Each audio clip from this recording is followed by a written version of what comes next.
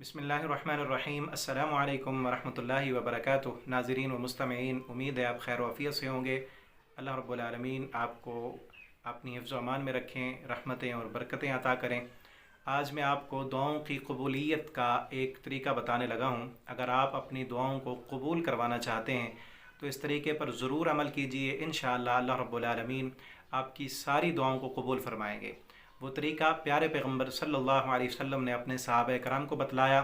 सही मुस्लिम के अंदर नबी करीम सल्लल्लाहु अलैहि वसल्लम का फरमान है कि जो मुसलमान भाई अपने दूसरे मुसलमान भाई की अदम मौजूदगी में उसके लिए दुआ करता है, अल्लाह रब्बुल आलमीन एक फ़रिश्ते की ड्यूटी लगाते हैं। जो फ़रिश्ता आकर इस दुआ करने वाले के सर पे आके खड़ा होता है और ये अपने मुसलमान भाई के लिए जो भी मांगता है, जो भी दुआ करता है, फ़रिश्ता उस दुआ पर आमीन कहता है और कहता है आमीन वाला का भी मिसली, अल्लाह तू कबूल कर ले और इस दुआ मांगने वाले को भी इस तरह अता फरमा, बल्कि इससे बेहतर अता फरमा। तो मेरे भाइयों, अगर आप अपनी दुआओं को कबूल करवाना चाहते हैं तो अपनी दुआओं में अपने मुसलमान भाइयों के लिए दुआ करना शुरू कर दें। आपको मकान चाहिए, आपको दुकान चाहिए, आपको कारोबार चाहिए, अपने भाई के लिए मांगें। आपको पैसा चाहिए, अपने भाई के लिए पैसा मांगें। आपको घर चाहिए, आप अपने भाई के लिए घर मांगना शुरू कर दें।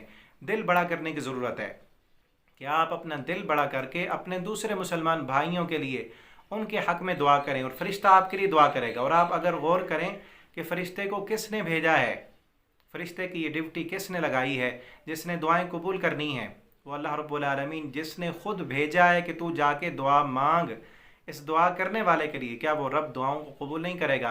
तो इंशाअल्लाह आपकी हर दुआ कबूल होगी। बस दिल बड़ा करें, अपने मुसलमान भाइयों के लिए दुआ करें और यही मोमिनों की पहचान है। अल्लाह ताला फरमाते हैं कि वो अपने लिए भी दुआ करते हैं और अपने जो है पहले गुज़रे हुए मुसलमान उनके लिए भी दुआ करते हैं।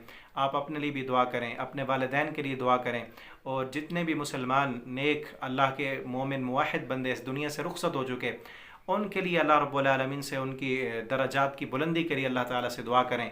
और जितने भी बीमार हैं मुसलमान, कई हस्पतालों में, कई घरों में, अपने उन बीमारों को, अपने प्यारों को अपनी दुआओं में याद रखें।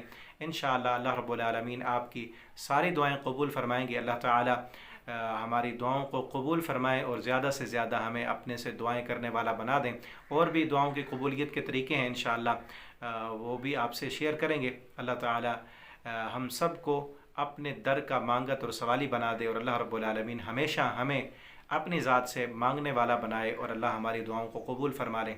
वस्सलामु अलैकुम वरहमतुल्लाहि वबरकातुहू।